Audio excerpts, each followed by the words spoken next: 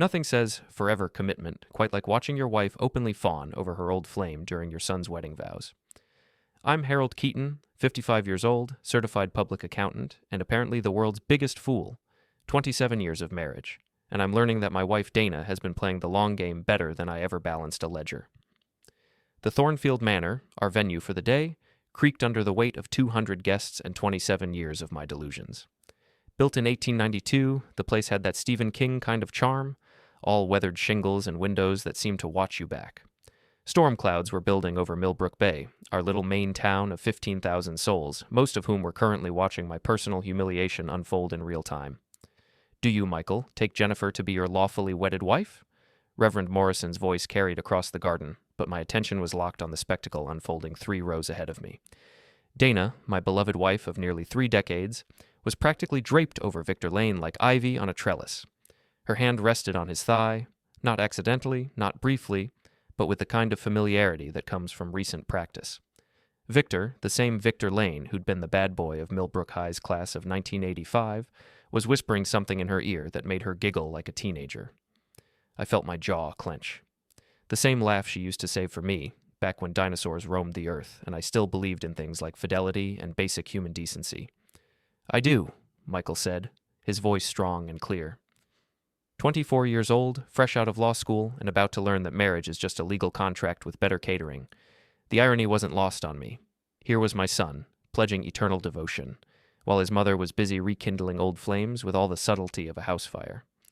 Dana's floral shop, petal and stem, had done the arrangements for today. White roses, baby's breath, the works. She'd spent weeks on them, claimed they represented new beginnings and eternal love. Apparently, she wasn't talking about Michael and Jennifer. Victor caught my stare and had the audacity to wink. Victor Lane, failed real estate agent, successful disappointment, and current renter of the most expensive property in town, which, as it happened, belonged to an LLC I'd set up years ago. Small world. Even smaller when you're an accountant who pays attention to details. You may kiss the bride. The crowd erupted in applause. I clapped along, playing the part of the proud father, while inside I was calculating exactly how much this wedding was costing me and whether I could write off any of it as a business expense. Probably not, but a man can dream. During the reception, things got worse. Dana and Victor disappeared for 20 minutes during the cocktail hour. When they returned, Dana's lipstick was gone, and Victor was wearing that smug expression men get when they think they're getting away with something. Gary Morrison, my best friend since high school and the Reverend's younger brother, slid up next to me at the bar. Gary had been a plumber until his back gave out, and now he spent most of his time at the Lobster Trap, our local watering hole, collecting gossip like some people collect stamps. You seeing what I'm seeing, Harry? Gary asked, nodding toward where Dana was now straightening Victor's tie with entirely too much care. Hard to miss, I replied, taking a sip of my bourbon, unless you're legally blind or married to it. What are you going to do? Good question. What does a man do when he discovers his wife is making him a cuckold at their son's wedding? In movies, this is where the hero either punches someone or makes a grand speech. In real life, when you're an accountant from Maine, you smile and you wait and you plan. Nothing, I said. Yet. The father-son toast was my moment to shine. I stood up, glass raised, looking out at all these people who'd known Dana and me since we were kids ourselves. Mrs. Pruitt from next door, who knew everyone's business before they did. Detective Linda Morse, recently retired, who'd been keeping this town's secrets for 30 years. Half of Millbrook's population, all gathered to celebrate love and commitment and other fairy tales. To Michael and Jennifer, I began, my voice carrying across the tent.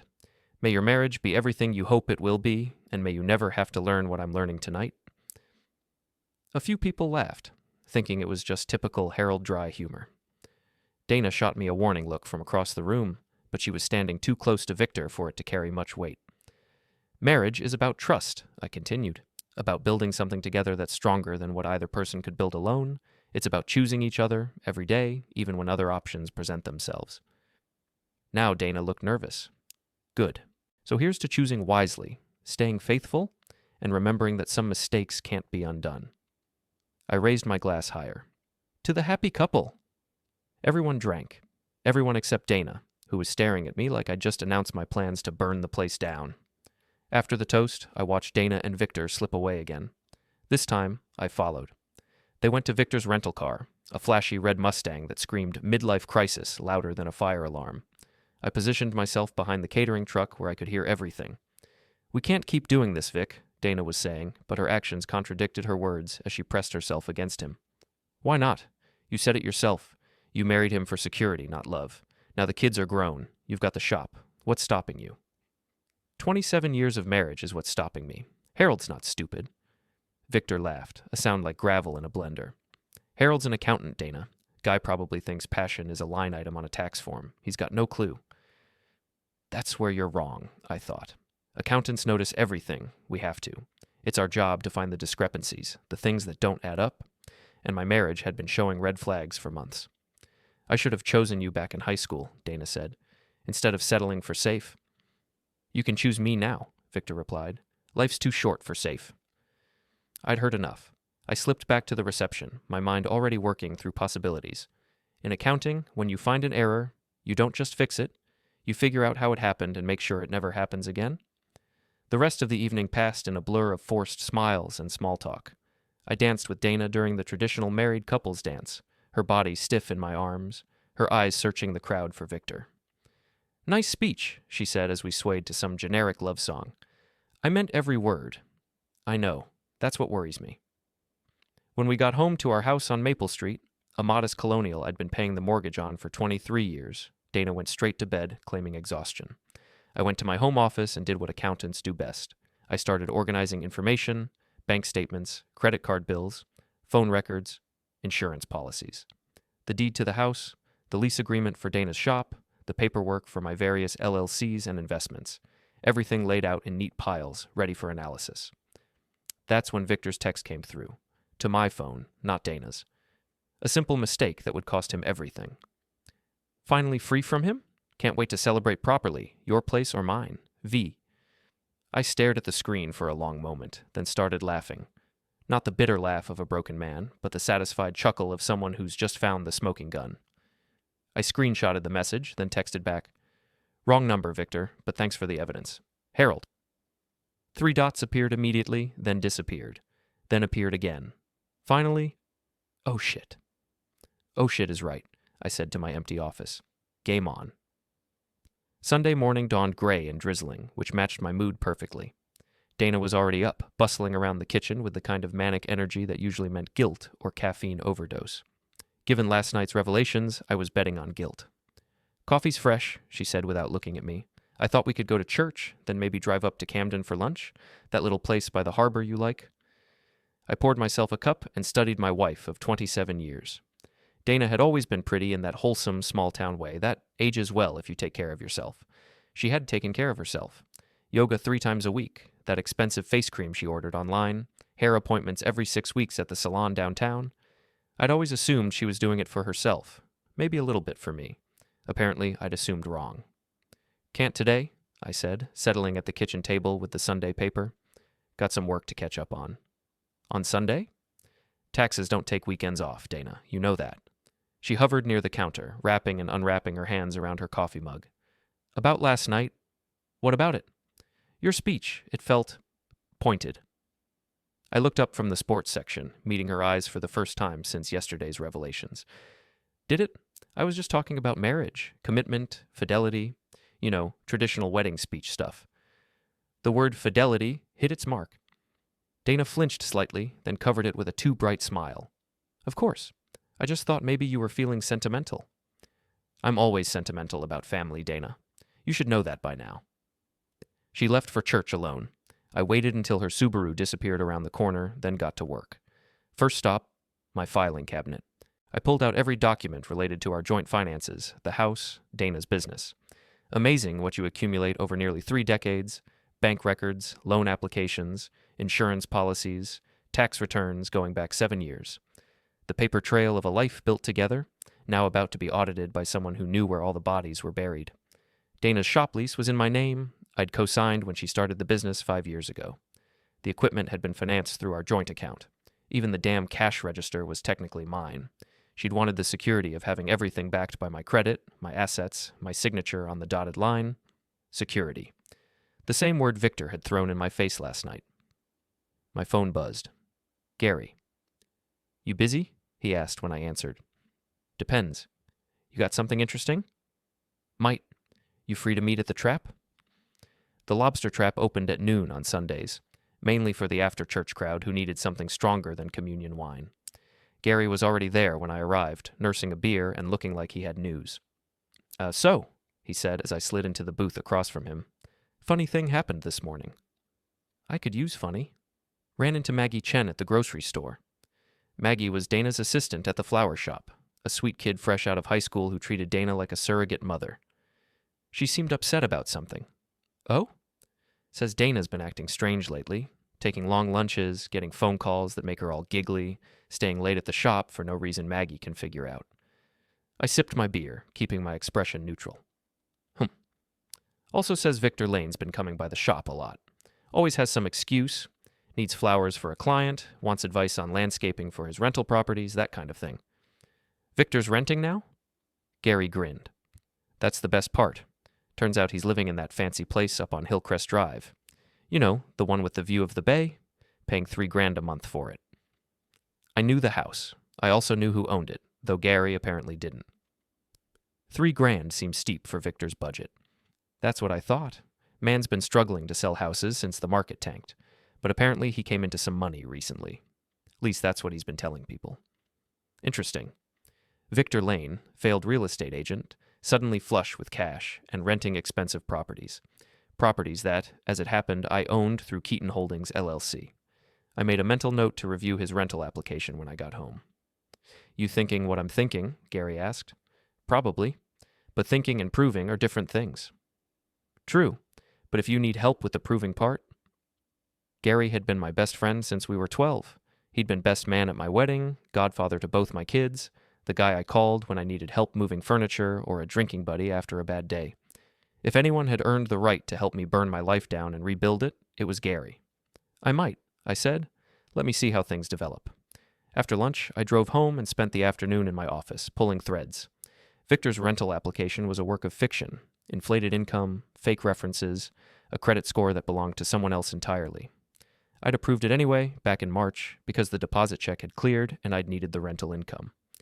Now I was wondering if that deposit had come from my own joint account, filtered through Dana's business expenses. I pulled up the shop's books on my laptop. Dana wasn't much for record keeping, which was why I handled the business taxes every year. Amazing what you can learn about someone's life when you know how to read financial statements. There, March 15th. Marketing consultation, V. Lane, $5,000. Marketing consultation. For a flower shop. From a real estate agent who couldn't sell water in a desert. I cross-referenced it with our joint account. Sure enough, Dana had transferred $5,000 from our savings to the business account on March 12th, claiming she needed to upgrade the shop's computer system. The computer system that was still running on a machine I'd bought her 3 years ago. My phone rang. Dana. Hi, honey, she said, her voice artificially cheerful. I'm at the shop, just finishing up some arrangements for tomorrow. Might be late. On a Sunday? You know how it is. Monday's always busy after a weekend. I looked at my watch. 3:30 in the afternoon. Need any help? No. Maggie's here. We've got it covered. Interesting, since I'd talked to Gary 2 hours ago, and he'd mentioned seeing Maggie at the grocery store around noon.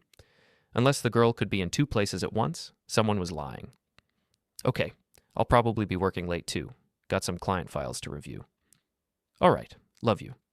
Love you too, I said, and realized I wasn't sure if that was still true. After hanging up, I sat in my office for a long time, staring out the window at our neighbor's yard. Mrs. Pruitt was working in her garden, probably listening to every word of our phone conversation through the thin walls of our 1960s colonial.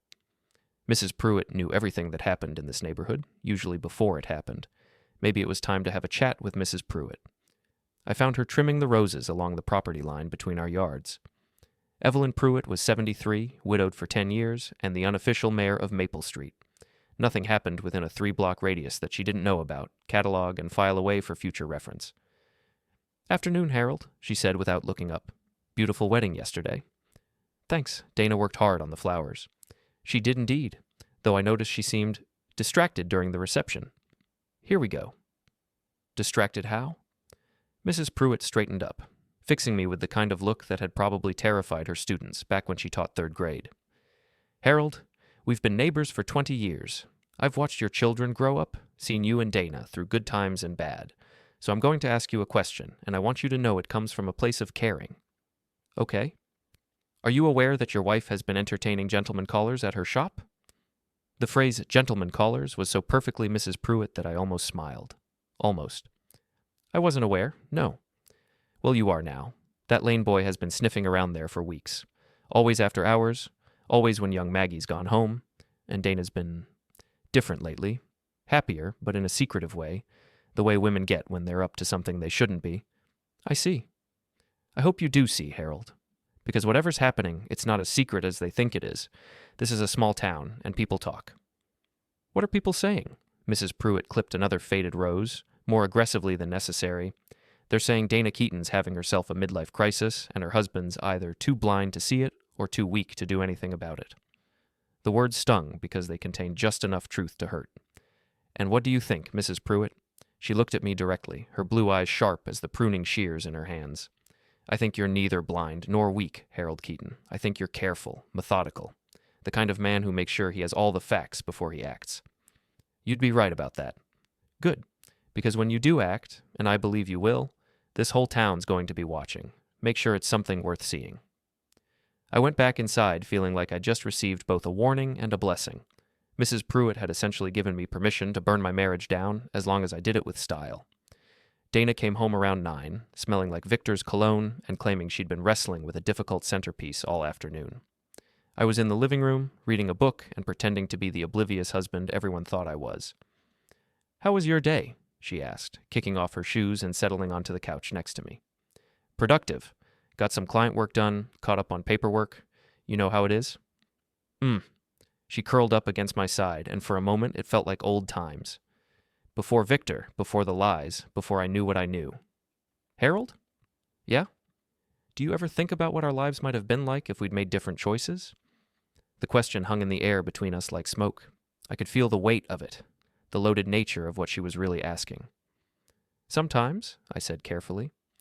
"But I've always believed you make the best decisions you can with the information you have at the time. Second-guessing yourself is just a way to drive yourself crazy. But what if you realize you made the wrong choice? What if you settle for something safe when you could have had something more?" I closed my book and looked at her, really looked at her. "Are we talking hypothetically here, Dana?" She met my eyes for a moment, then looked away. "Of course, just thinking out loud." "Well, hypothetically speaking, I think when you make a commitment to someone, you honor it, even when it's hard, even when other options present themselves. Because integrity isn't about what you do when it's easy. It's about what you do when no one's watching." Dana was quiet for a long moment. Then, "You're a good man, Harold." "I try to be. Sometimes I think I don't deserve you." Now that, at least, was the truth. Monday morning, I woke up with the kind of clarity that comes from finally accepting an unpleasant truth. Dana was already in the shower, humming something that sounded suspiciously like the song she and Victor had been slow dancing to in my imagination. I made coffee, checked my email, and reviewed my plan. In accounting, we call it a reconciliation, making sure the books match reality. In this case, reality was that my wife was cheating on me, and the books were about to be balanced in my favor. First step, secure the assets. Dana's shop operated on a lease that I'd personally guaranteed. The equipment was financed through our joint account, the business license was in both our names, but the liability insurance was in mine. Legally speaking, Dana's flower shop was more mine than hers. Time to exercise some ownership rights. "I'm going to be late tonight," Dana called from the bedroom.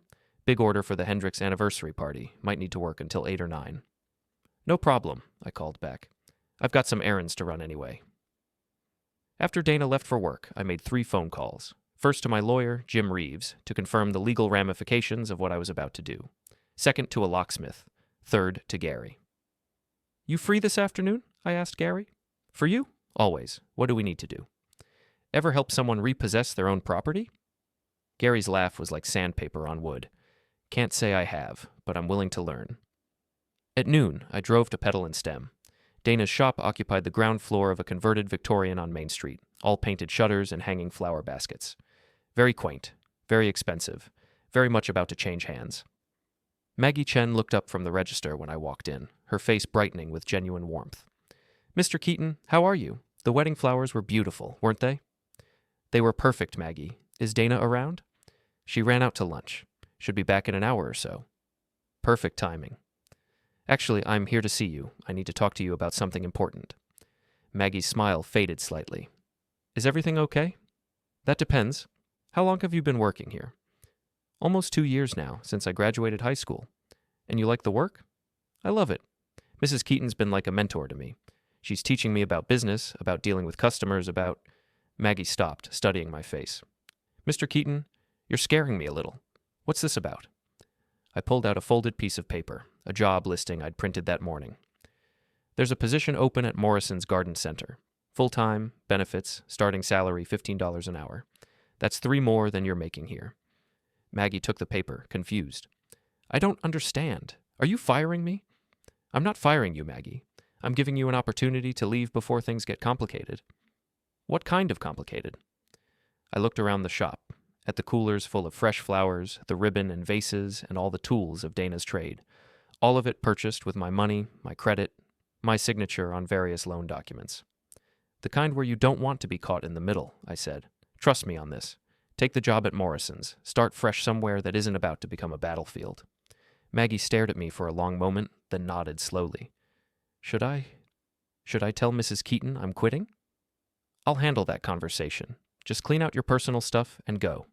Today.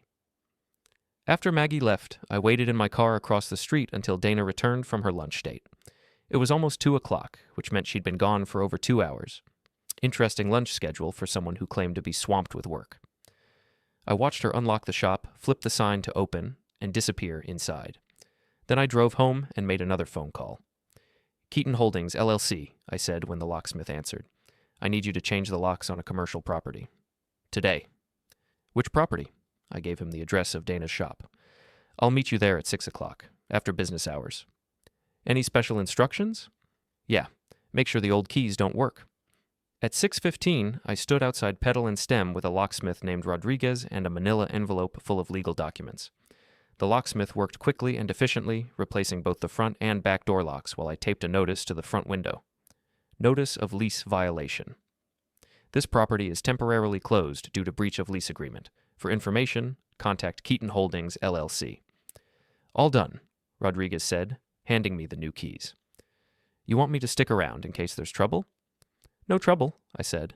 Just a business disagreement. I was wrong about the trouble part. Dana's car screeched into the parking space in front of the shop just as Rodriguez was packing up his tools. She jumped out like her hair was on fire, took one look at the notice in the window, and started screaming. Harold, what the hell is this? I nodded to Rodriguez, who took the hint and left quickly. Then I turned to face my wife, who looked like she was about to spontaneously combust.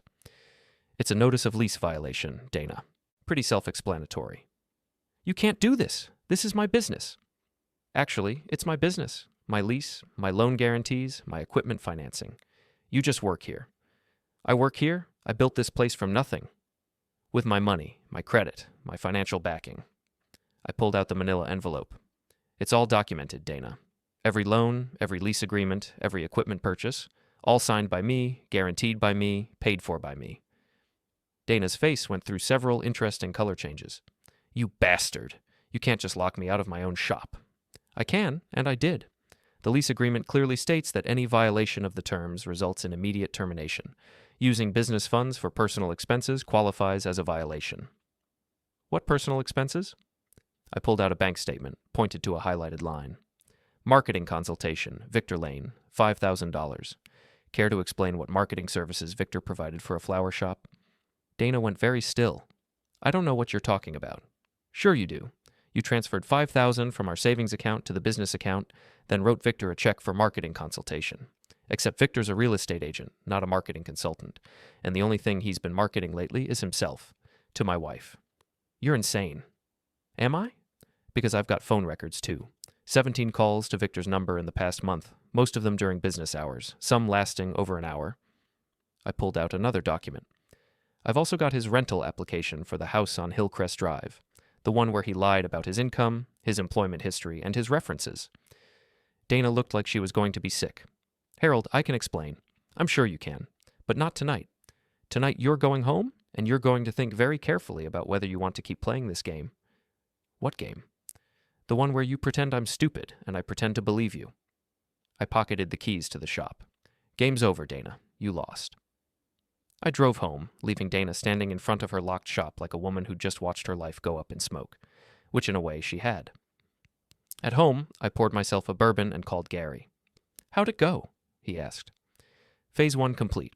Shop's locked, wife's furious, and Victor's about to have a very bad day." "What's Phase 2? I looked out the window at Mrs. Pruitt's house, where I could see her silhouette in the kitchen window. By tomorrow morning, the entire neighborhood would know that Harold Keaton had locked his cheating wife out of her own business. "Phase 2 is where things get interesting," I said. Dana came home around 8, slamming the front door hard enough to rattle the windows. I was in the living room, reading the newspaper like nothing had happened. "We need to talk," she said. "I'm listening." "You can't just destroy my business because you're having some kind of midlife crisis." I looked up from the sports section. "Midlife crisis? That's interesting. Is that what you call it when a husband discovers his wife is cheating on him?" "I'm not cheating on anyone." "Dana, I have Victor's text messages. I have bank records. I have eyewitness accounts of you two playing grab-ass at our son's wedding.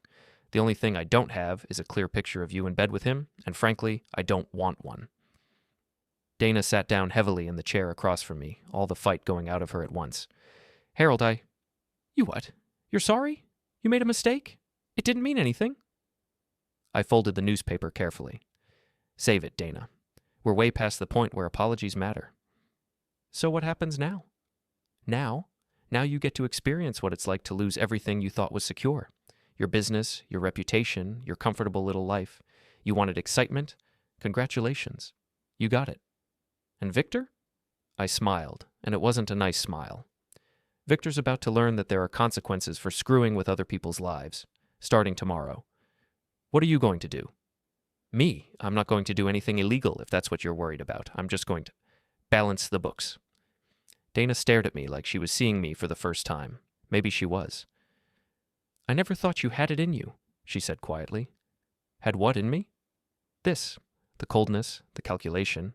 You were always so nice." "I was nice because I thought you deserved nice. Turns out I was wrong." That night, Dana slept in the guest room. I lay awake in our bed, staring at the ceiling and planning Victor's downfall. Tomorrow was going to be a very interesting day.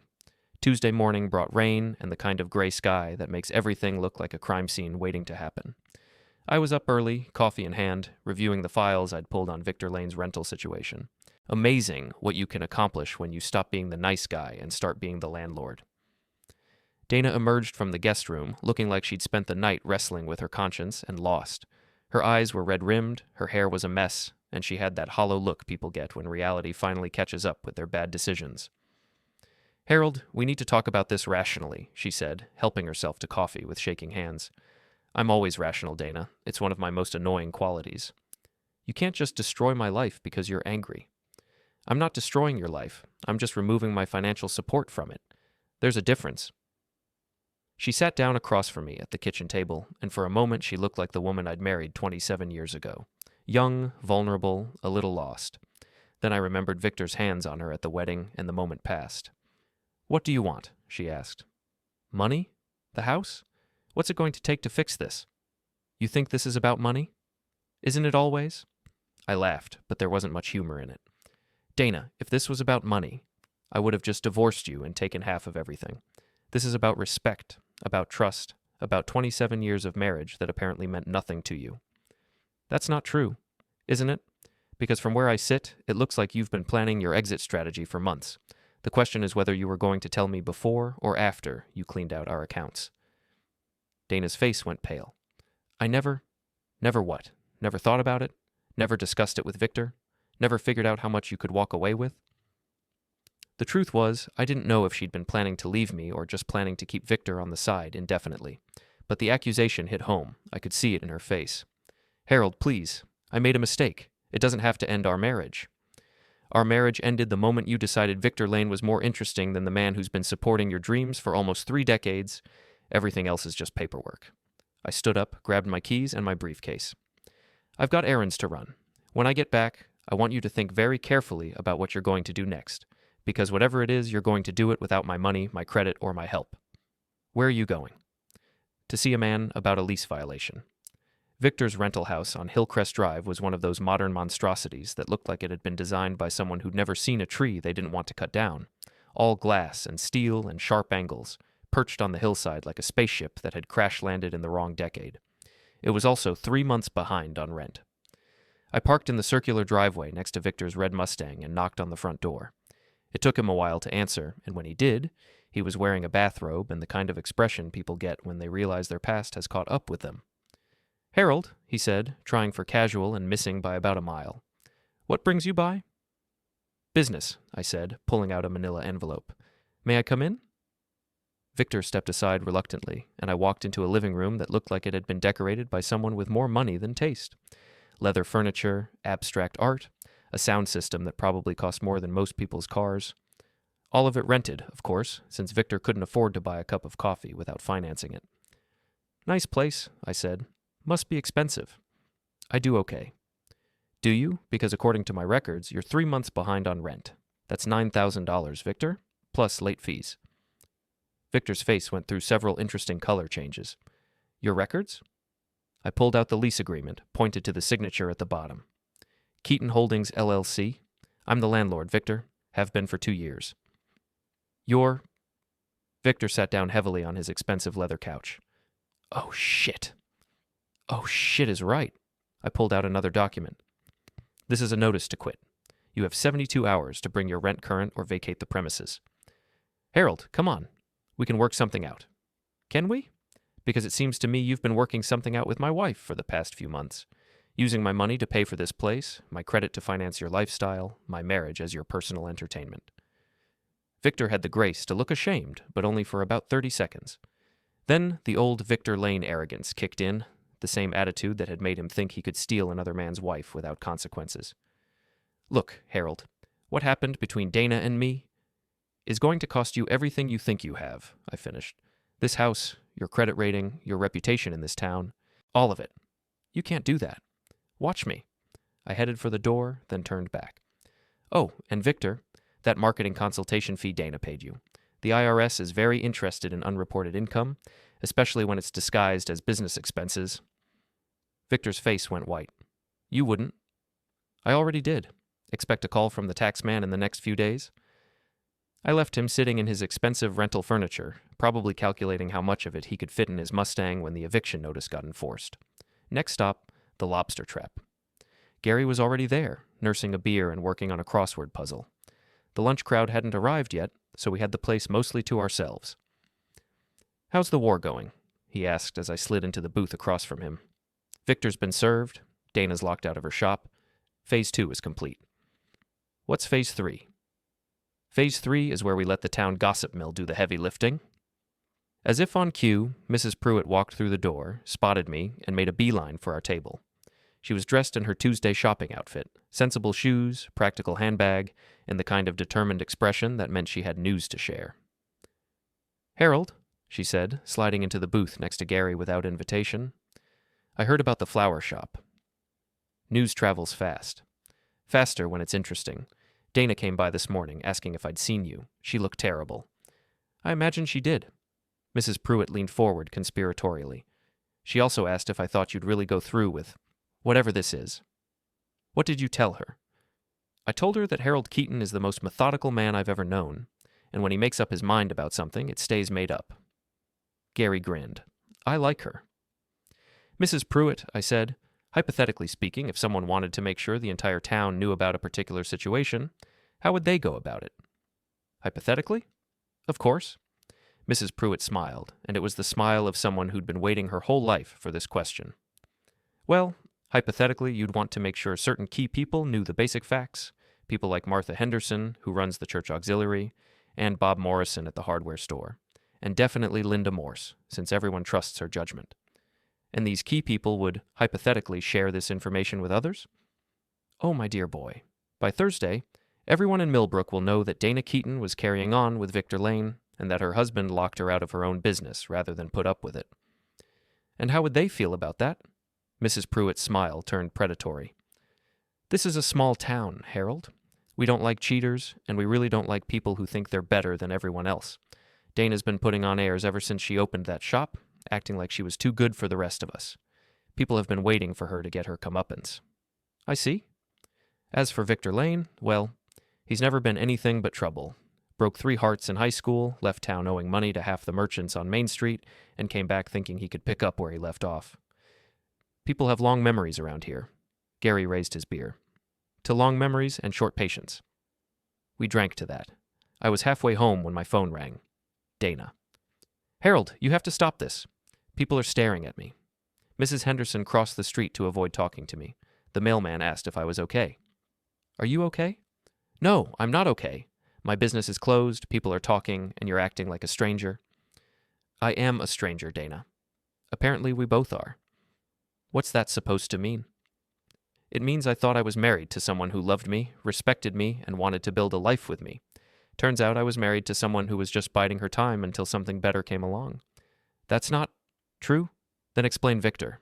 Explain the money. Explain why you were more interested in reliving your high school fantasies than in the life we built together. Long silence. Then, I don't know how to explain it.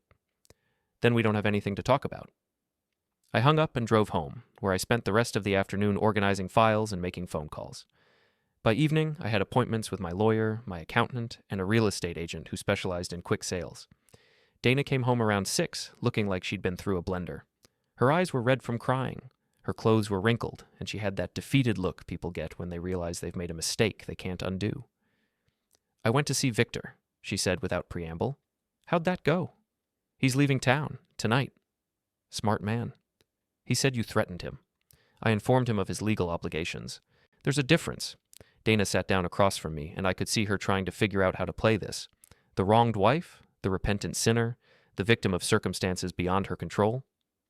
Harold, I know you're angry. I'm not angry, Dana. Angry is what you feel when someone cuts you off in traffic. This is something else entirely. Then what is it? Disappointed, betrayed, foolish for trusting someone who didn't deserve it. I looked at her directly. But mostly, I'm done. Done with what? Done with you. Done with this marriage. Done pretending that 27 years of history is enough to overcome the fact that you chose someone else. Dana started crying then, the kind of deep, ugly sobs that come from genuine despair. A month ago, those tears would have broken my heart. Tonight, they just made me tired. Please, she said when she could speak again, don't do this. Don't throw away everything we built together. I'm not throwing it away, Dana. You already did that. I'm just cleaning up the mess. That night, I lay in bed listening to Dana pack her things in the guest room. She was trying to be quiet about it, but our house was old and the walls were thin. Every drawer that opened, every suitcase that zipped, every footstep on the hardwood floor was a punctuation mark in the end of our marriage. Around midnight, I heard her car start in the driveway. I got up and watched from the bedroom window as she loaded her suitcases into the Subaru, took one last look at the house we'd shared for 23 years, and drove away. I should have felt something. Relief, maybe, or sadness, or even anger. Instead, I just felt empty, like someone had scooped out everything inside me and left behind a Harold-shaped shell. Tomorrow, the real work would begin. Wednesday dawned clear and cold, the kind of October morning that makes you think about winter and endings and the way things change when you're not paying attention. I woke up alone in my house for the first time in 27 years, and it felt both strange and oddly liberating. Dana had left a note on the kitchen counter. Staying at Janet's until we can work this out. Please don't do anything else you'll regret. D. Janet Morrison was Gary's sister-in-law, a divorced real estate agent who'd probably been waiting years for Dana to join the ranks of Millbrook's discarded wives. I wondered how long it would take for Dana to wear out her welcome there. My phone rang while I was making coffee. Jim Reeves, my lawyer. Harold, I got your message. You sure you want to do this? I'm sure. Divorce proceedings in a town this small get messy fast. Everyone takes sides, everyone has an opinion. You prepared for that? Jim, everyone in town already knows what happened. The only question now is whether I'm going to lie down and take it or stand up and fight back.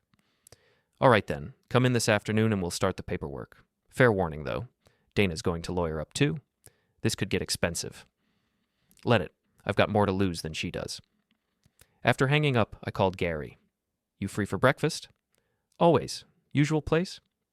The usual place was Millie's Diner on Main Street, where the coffee was strong, the gossip was stronger, and everyone knew everyone else's business before they did.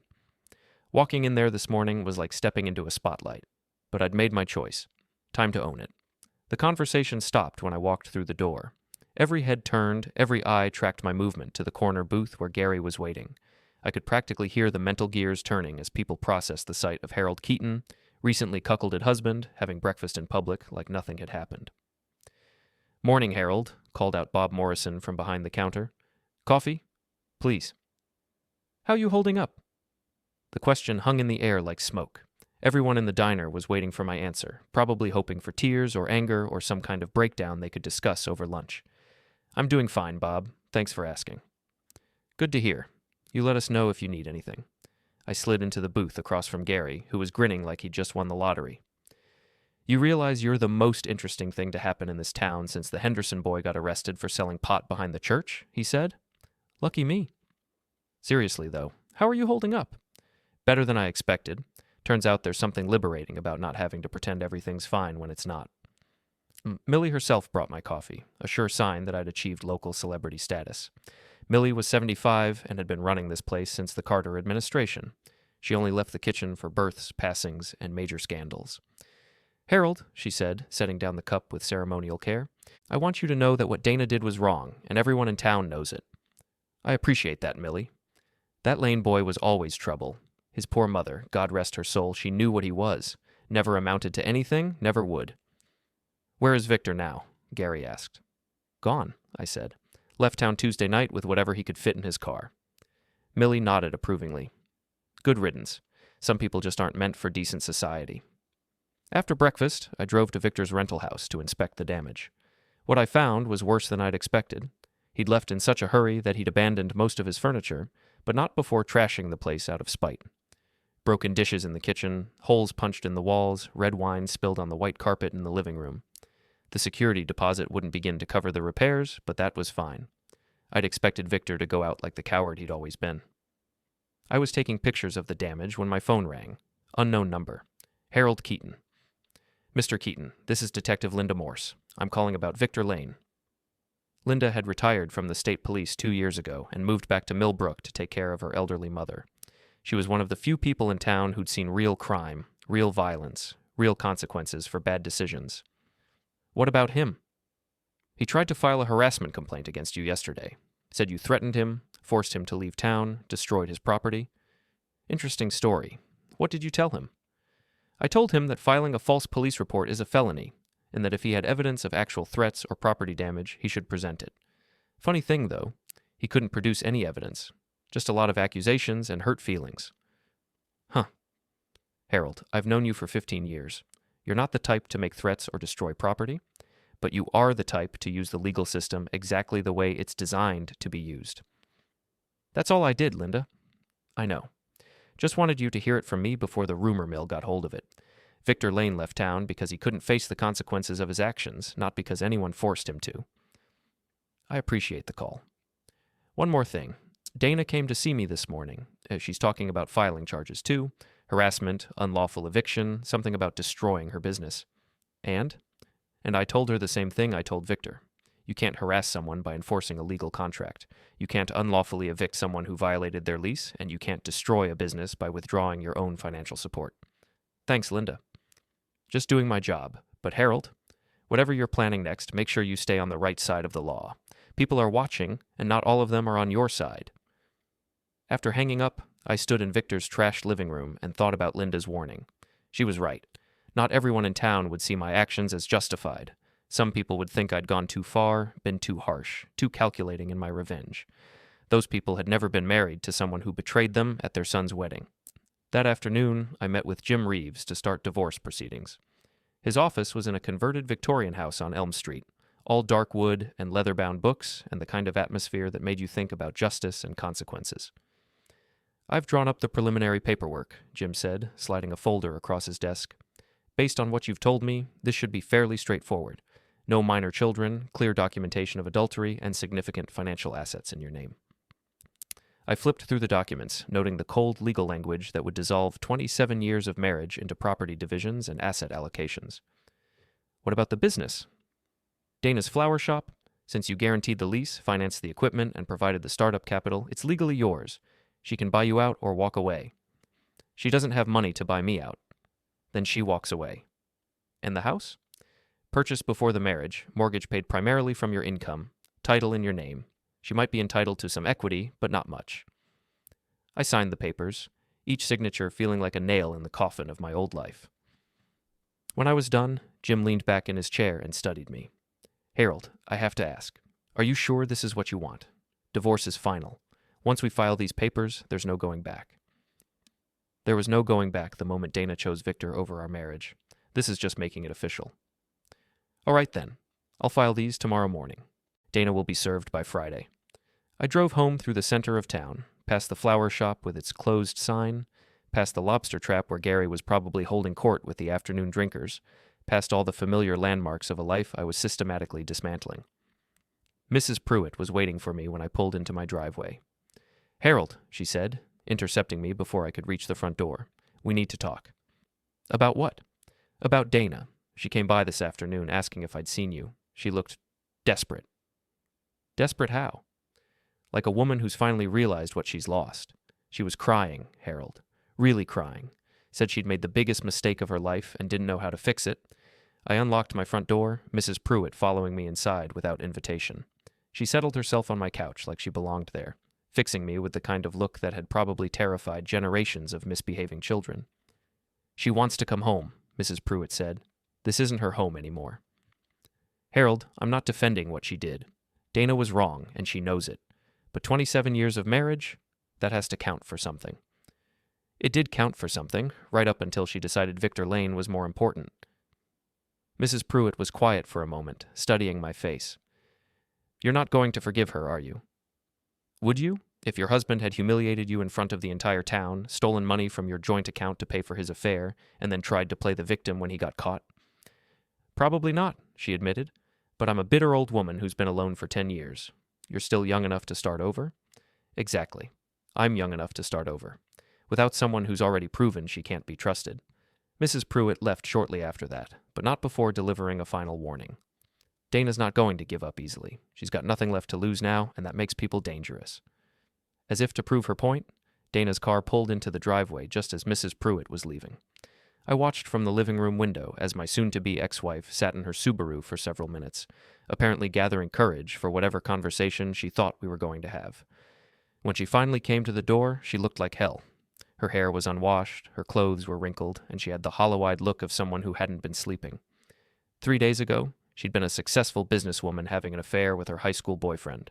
Now she was unemployed, homeless, and facing divorce proceedings that would leave her with almost nothing. Harold, please, can we talk? We can talk, but if you're here to ask me to take you back, you're wasting your time. I'm not asking you to take me back. I'm asking you to stop destroying my life. I'm not destroying your life, Dana. I'm just not supporting it anymore. She pushed past me into the house, and I let her. This conversation was going to happen eventually. Might as well get it over with. You've turned the entire town against me, she said, pacing around the living room like a caged animal. People won't talk to me. Janet asked me to find somewhere else to stay. Even Maggie won't return my calls. Maybe because they don't like cheaters. I made a mistake. You made a choice. A series of choices over a period of months. You chose Victor over me, excitement over stability, fantasy over reality. Those weren't mistakes, Dana. They were decisions. She stopped pacing and turned to face me, tears streaming down her face. I know I hurt you. I know I was wrong. But this is cruel. You're destroying everything I worked for. Everything you worked for? Dana, you didn't work for anything. I worked for it. I paid for it. I guaranteed it. You just showed up and played with flowers while I handled all the real business. That's not true, isn't it? Who signed the lease? Who guaranteed the loans? Who handled the taxes, the insurance, the legal paperwork? You were the face of the business, Dana, but I was the business. She collapsed onto the couch, sobbing openly now. What do you want from me? What will it take to make this stop? Nothing. There's nothing you can do to make this stop because this isn't about punishment. It's about consequences. You made your choices, now you get to live with them. And what about you? Are you going to live with the consequences of destroying your wife's life out of spite? Spite? I laughed, but there wasn't much humor in it. Dana, if this was about spite, I would have done a lot worse. I could have had Victor arrested for fraud. I could have reported you to the IRS for tax evasion. I could have made sure you never worked in this town again. Then why didn't you? Because I'm not trying to destroy you. I'm just done protecting you from the consequences of your own actions. Dana was quiet for a long time, staring at her hands in her lap. When she finally looked up, There was something different in her eyes. Not hope, exactly, but a kind of desperate calculation. Harold, I need you to know something about Victor. I don't want to hear about Victor. Yes, you do, because what I'm about to tell you changes everything. Despite myself, I was curious. Go on. Victor wasn't just using me for closeness. He was using me to get to you, to your money, your properties, your business connections. The whole thing was a setup. I stared at her. What are you talking about? He knew about your rental properties. He knew about the LLCs, the investment accounts, everything. He'd been researching you for months before he even contacted me. How would he know about any of that? Public records, tax assessments, business filings. Victor might be a lousy real estate agent, but he knows how to research property ownership. The pieces were starting to fit together in an ugly pattern. So he seduced you to get access to my financial information. He seduced me to get access to you. The plan was for me to leave you, take half of everything in the divorce, and then share it with him. I felt something cold settle in my stomach. And you went along with this? Not at first. At first, it really was just about the excitement, the attention, feeling young again. But then Victor started talking about how much money you had, how easy it would be to take half of it, how we could start over somewhere else. And you considered it. Yes, I considered it. The admission hung between us like a toxic cloud. Dana had not only betrayed our marriage, she'd been planning to financially destroy me in the process. Why are you telling me this now? I asked. Because Victor's gone, and I'm left holding the bag. Because I realized that even if I had gone through with it, he would have left me eventually. Because I need you to understand that I wasn't the only one who betrayed you. You think this makes it better? You think knowing that Victor was using you somehow excuses what you did? I think it means we were both victims of the same con man. I stared at her for a long moment, processing this new information. Then I started laughing. What's so funny? Dana asked. You are. You actually think this changes anything. You think finding out that Victor was using you somehow makes us even. Doesn't it? Dana, Victor couldn't have used you if you hadn't been willing to be used. He couldn't have gotten access to our finances if you hadn't given it to him. He couldn't have planned to take half my money if you hadn't been willing to help him do it. But I didn't go through with it. Only because I caught you first. Dana's face crumpled. Harold, please. I know I don't deserve forgiveness, but can't we at least try to work through this? Can't we try counseling or separation or something other than complete destruction? No. Why not? Because trust, once broken, can't be repaired. Because respect, once lost, can't be regained. Because love, once betrayed, can't be resurrected. I walked to the front door and opened it. You need to leave now, Dana. The divorce papers will be served on Friday. After that, all communication goes through lawyers. She stood up slowly, like an old woman. This isn't over, Harold. Yes, it is. I'll fight the divorce. I'll contest everything. I'll make sure this drags out for years. You do that, but you'll do it without my money, my credit, or my support. And every day you fight it is another day the whole town gets to watch you lose. After she left, I poured myself a bourbon and sat in my living room, thinking about the conversation. Dana's revelation about Victor's true motives should have made me angrier, but instead, it just made me tired. Tired of the lies, tired of the drama, tired of being married to someone who saw me as a mark rather than a partner. Tomorrow, the divorce papers would be filed. By next week, the whole town would know that Harold Keaton was officially done being the nice guy. It was about time. Thursday morning arrived with the kind of crisp autumn air that makes you think about new beginnings and clean slates. I woke up early, made coffee, and sat on my back porch watching the sun rise over Millbrook Bay. For the first time in months, I felt something approaching peace. That feeling lasted exactly until my phone rang. Mr. Keaton, this is Sarah Martinez from Channel 8 News. I understand you're involved in a rather dramatic divorce situation, and I was wondering if you'd be willing to comment. I hung up without answering. 2 minutes later, the phone rang again. Different reporter, same question, then another. By 8 o'clock, I'd received calls from 3 local news stations and 2 newspapers. Apparently, the story of Harold Keaton versus Dana Keaton had grown beyond the boundaries of Millbrook. I was getting dressed when Gary called. Harry, you need to get down here. Where's here? Main Street, in front of the flower shop. You're going to want to see this. I drove downtown to find a small crowd gathered outside Petal and Stem. Someone had spray-painted Cheater across the front window in red letters, and someone else had left a pile of faded roses by the front door. Gary was standing with Detective Linda Morse, both of them looking grim. Any idea who did this? Linda asked when she saw me. None. When did it happen?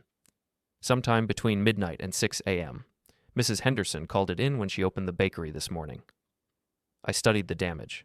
The spray paint was amateur work, probably done by teenagers. The faded roses were a nice touch, though, someone with a sense of irony. You think it was Dana? Gary asked quietly. Dana. Why would she vandalize her own shop? Sympathy play. Make herself look like the victim instead of the villain. Linda shook her head. I don't think so. This feels more like vigilante justice. Someone who thinks Harold's not being hard enough on his cheating wife. Great, I said. Now I'm responsible for other people's crimes too. You're not responsible, Linda said firmly. But you might want to think about making a public statement, something to calm things down before they get out of hand. What kind of statement? The kind that makes it clear you don't condone vandalism, even against people who've wronged you. The kind that reminds everyone that this is a private matter between you and Dana. I looked at the crowd that had gathered. Most of them were people I'd known for years, neighbors, customers, friends. They were looking at me with a mixture of sympathy and expectation, like they were waiting for me to either break down or lash out. All right, I said, let's do this. Linda called for quiet, and the crowd turned their attention to me. I'd never made a public speech before, unless you counted wedding toasts and PTA meetings. But looking at all those familiar faces, I realized I had something to say. Most of you know what's been happening in my personal life this week, I began. My wife had an affair, I found out about it, and now we're getting divorced. It's not the first time this has happened to someone in this town, and it won't be the last. A few people nodded. Mrs. Pruitt was in the front row, hanging on every word. What happened between Dana and me is between Dana and me. It's not an excuse for vandalism, it's not a reason to take sides, and it's definitely not entertainment for anyone else. But she deserved it, someone called out from the back of the crowd. Maybe she did, I said, but that's not for any of you to decide. We live in a society with laws and courts and legal processes for a reason. If everyone just did whatever they thought was justified, we'd have chaos. So you're defending her? This from Bob Morrison, who looked genuinely confused. I'm not defending anyone. I'm just saying that spray painting someone's business and leaving faded flowers isn't justice. It's just petty vandalism.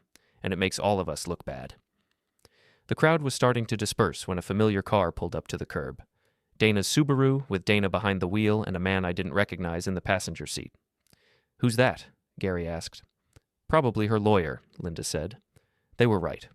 The man who got out of Dana's car was wearing an expensive suit and carrying a briefcase that screamed, Big City Attorney. He looked around at the crowd, the spray-painted window and the faded roses with the kind of professional interest that meant trouble. Dana looked worse than she had yesterday. Her hair was stringy, her clothes were wrinkled, and she had the hollow-eyed look of someone who'd been crying for days. When she saw me, her face went through several emotions, hope, anger, desperation, before settling on something like determination. Harold, she said, walking over with her lawyer in tow. We need to talk. I told you yesterday, all communication goes through lawyers now. This is my lawyer, David Chen from Portland. The lawyer stepped forward, extending his hand. I ignored it. Mr. Keaton, I represent your wife in the matter of your divorce proceedings. I understand you've been engaging in what could be construed as economic harassment. I've been exercising my legal rights as a property owner and creditor by locking my client out of her place of business and destroying her livelihood. By enforcing the terms of a lease agreement that your client violated. Chen smiled the kind of smile lawyers use when they think they've got you cornered. We'll see about that. In the meantime, I'm here to inform you that we'll be contesting the divorce on grounds of mental cruelty and seeking full spousal support, half of all marital assets, and damages for the destruction of my client's business. I looked at Dana, who was staring at her feet. Mental cruelty? That's rich, coming from someone who committed adultery at our son's wedding. Alleged adultery, Chen corrected, which we'll be disputing. Good luck with that. I've got pictures, text messages, bank records, and about 50 witnesses. We'll see. The crowd was starting to gather again, drawn by the drama of a public confrontation between estranged spouses and their lawyers. This was exactly what I'd been trying to avoid, turning my private pain into public theater. Mr. Chen, I said, if you want to have a legal discussion, we can do it in a courtroom. But I'm not going to stand here on Main Street and argue with you in front of half the town. Fair enough. But I want you to know that we're prepared to make this as difficult as possible for you. My client has been the victim of a systematic campaign of harassment and intimidation, and we intend to seek full redress. Your client is the victim of her own poor choices. Everything else is just consequences. Dana finally looked up, her eyes blazing with anger. Consequences? Harold, you've destroyed my entire life over one mistake? One mistake? I couldn't help laughing. Dana, you had an affair for months. You stole money from our joint account. You planned to divorce me and take half of everything I've worked for. That's not one mistake. That's a pattern of betrayal. I never stole anything. The $5,000 you paid Victor for marketing consultation, what would you call that? Dana's face went white. Her lawyer put a hand on her arm, probably warning her to shut up, but she was too angry to listen. That was a business expense. For what business? Victor's a real estate agent, not a marketing consultant. The only thing he was marketing was himself, and you were the customer. That's enough, Chen said firmly. We're done here. But Dana wasn't done. You want to know the truth, Harold? The truth is, I stayed married to you for 27 years, even though you bored me completely. 27 years of your spreadsheets and your careful planning and your boring, predictable life. Victor made me feel alive again. The crowd had gone completely silent. Even Mrs. Pruitt looked shocked. And now? I asked quietly. Now what? Now that Victor's gone and you're facing the consequences of your choices, how do you feel now? Dana started crying again, but this time it was the angry crying of someone who'd run out of options. I feel like I married a stranger. The Harold I knew would never do this to me. You're right. The Harold you knew was a fool who thought his wife loved him. But that Harold's gone, Dana. You ruined him at our son's wedding. I turned to walk away, but Dana grabbed my arm. Please, she said. I know I hurt you, but this isn't you. This cold, calculating revenge, it's not who you are. I looked down at her hand on my arm, then back at her face. You're wrong, Dana. This is exactly who I am. I'm an accountant. I balance books. I reconcile accounts. I make sure everything adds up. And do we add up? We did. For 27 years, we added up perfectly. But then you decided to cook the books, and now the audit's over. Time to pay what you owe. Oh, I pulled free from her grip and walked back to my car. Behind me, I could hear Dana arguing with her lawyer, probably about strategy or tactics or how to spin this disaster into something resembling a victory. That afternoon, I met with Jim Reeves to go over Dana's response to the divorce filing. She's going to fight it, he said, sliding a folder across his desk. Full contest, claims of mental cruelty, demands for spousal support, and property division. Can she win? Not likely. The adultery is well documented, and most of the assets are in your name. But she can drag it out, make it expensive, and generally make your life miserable for the next year or two. Let her. I've got time and money. She's got neither. Jim leaned back in his chair, studying me. Harold, I've been practicing law for 30 years, and I've seen a lot of messy divorces, but I've never seen anyone as methodical about destroying their spouse as you've been. Is that a compliment or a criticism? Neither. It's an observation. Most people get angry, make mistakes, do stupid things that hurt their case. You've been surgical about this, precise, almost clinical. I'm an accountant, Jim. Precision is what I do. Just make sure you know when to stop. Revenge has a way of consuming the people who pursue it. That evening, I was sitting on my back porch with a bourbon when Gary showed up. Heard about the scene on Main Street, he said, settling into the chair next to mine. News travels fast. Faster when it's good news. You handled that well. Did I? Hell yes. Dana and her fancy lawyer thought they could intimidate you in public, make you look like the bad guy. Instead, she ended up looking like exactly what she is, a cheating wife who got caught. We sat in comfortable silence for a while, watching the sun set over the bay. Finally, Gary spoke up. So what happens now? Now we wait. Dana fights the divorce, I fight back, and eventually the courts decide who gets what. And after that? After that, I start over. New life, new possibilities, new everything. You ever think about leaving town? Starting fresh somewhere else? I considered the question. Sometimes. But this is my home, Gary. I've got roots here, history, connections. Why should I leave because Dana couldn't keep her pants on? Good point. My phone buzzed with a text message. Unknown number. This isn't over. You'll pay for what you did to me. V. I showed the message to Gary, who laughed. Victor's still alive? Thought he might have driven his car off a cliff by now. Apparently not, though he's probably wishing he had. You gonna report this to Linda? Nah, Victor's a coward. He's not going to do anything but send angry text messages from whatever rock he's hiding under. But I was wrong about that. Friday morning, I woke up to the sound of breaking glass. Someone had thrown a rock through my living room window, and attached to the rock was a note. You destroyed my life. Now I'm going to destroy yours. This time, I called Linda Morse. Victor? she asked when she saw the note. Has to be. He sent me a threatening text last night. You should have called me then. Didn't think he'd actually do anything. Linda examined the broken window, took pictures of the note, and called in the rock as evidence. I'll put out a bolo on Victor's car. If he's still in the area, we'll find him. And if he's not, then he's someone else's problem. But Harold, you need to be careful. Desperate people do desperate things. She was right to be concerned. That afternoon, while I was at Jim Reeves's office signing more divorce paperwork, someone broke into my house. They didn't steal anything, but they trashed the place. Overturned furniture, emptied drawers, spray-painted thief on the bedroom wall. Linda arrived 20 minutes after I called her, along with 2 state police officers and a crime scene photographer. Same handwriting as the note, she said, comparing the wall graffiti to Victor's message. We'll dust for prints, but I'm betting he wore gloves. How'd he get in? Back door. Looks like he used a crowbar on the lock. I surveyed the damage to my home. 23 years of memories scattered across the floor like debris from a tornado. Photo albums torn apart, books scattered, even my coffee maker smashed against the kitchen wall. This is escalating, Linda said. Victor's not just angry anymore. He's unhinged. You might want to consider staying somewhere else for a few days. I'm not leaving my home because of Victor Lane. Then at least get a security system, cameras, alarms, the works. That night, I cleaned up the mess Victor had made of my house and thought about Linda's advice. She was right. This was escalating.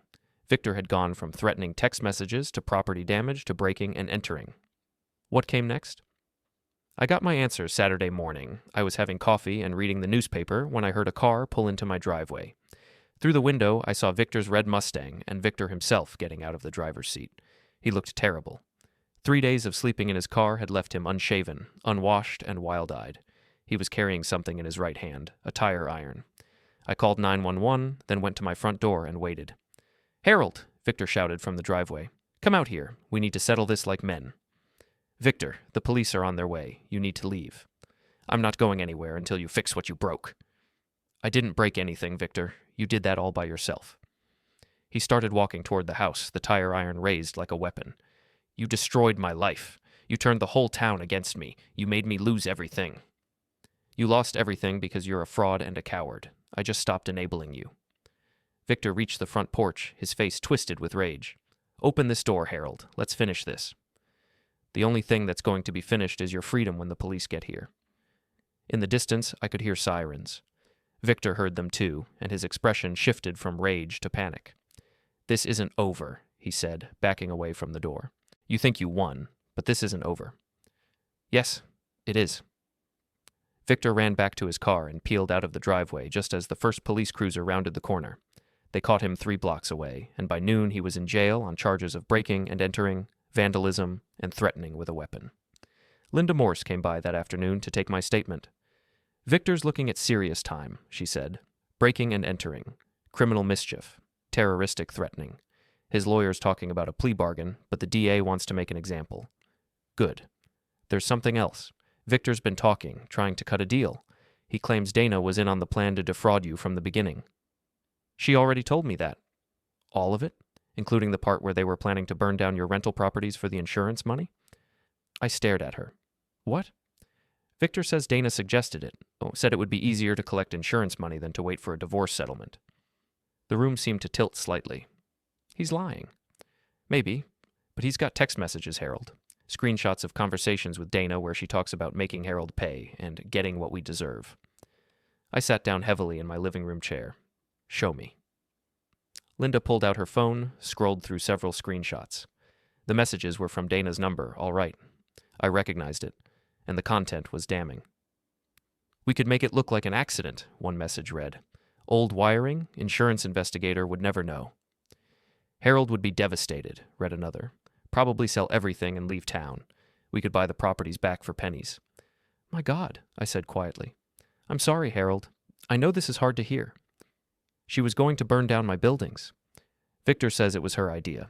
Says she was angrier at you than he was. Wanted to hurt you worse than just taking half your money. I read through the messages again, each one a fresh betrayal.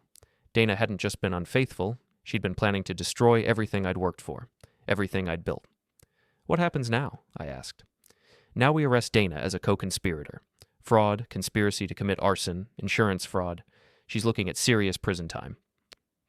2 hours later, I watched from my living room window as Dana was led out of Janet Morrison's house in handcuffs.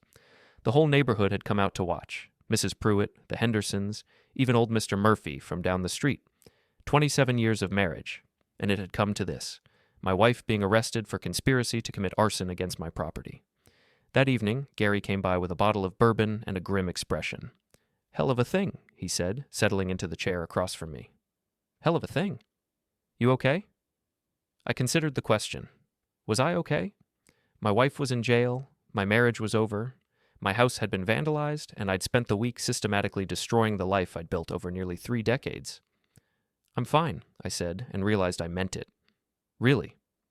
Really. For the first time in months, maybe years, I know exactly where I stand. No more lies, no more pretending, no more wondering if the person sleeping next to me actually loves me or is just waiting for a better offer. And Dana? Dana made her choices. Now she gets to live with the consequences. We drank in silence for a while, watching the sunset over Millbrook Bay. Tomorrow, the newspapers would run the story of Dana Keaton's arrest. By Monday, everyone in town would know that Harold Keaton's cheating wife had planned to burn down his buildings for the insurance money. "You know what the funny thing is?" I said eventually. "What's that?" If Dana had just asked for a divorce, I probably would have given her half of everything anyway. The house, the businesses, the savings accounts, all of it. I would have been hurt, but I would have been fair. And now? Now she gets nothing. The prenup I made her sign before we bought the house specifically voids all claims in case of adultery. The businesses are in my name. The bank accounts are mine. Even her car is registered to me. Gary whistled low. She's going to come out of prison with nothing. Less than nothing. She'll have legal bills, court costs, and a felony record. You feel bad about that? I thought about it. Did I feel bad about Dana losing everything? Did I feel guilty about the systematic way I destroyed her life in response to her betrayal? No, I said finally. I don't feel bad at all. The next morning, Sunday, I woke up alone in my house and made coffee for one. I read the newspaper. Dana's arrest was front-page news. And then I got dressed and drove to the center of town.